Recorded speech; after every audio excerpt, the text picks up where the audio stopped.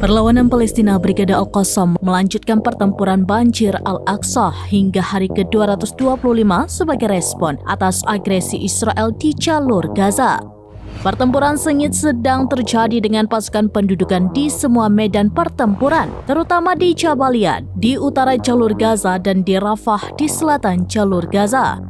Sebuah rudal SAM-7 ditembakkan ke helikopter Apache di utara kamp pengungsi Jabalia di jalur Gaza Utara. Detik-detik video penyerangan pun diunggah di akun Telegramnya pada Sabtu 18 Mei 2024 malam.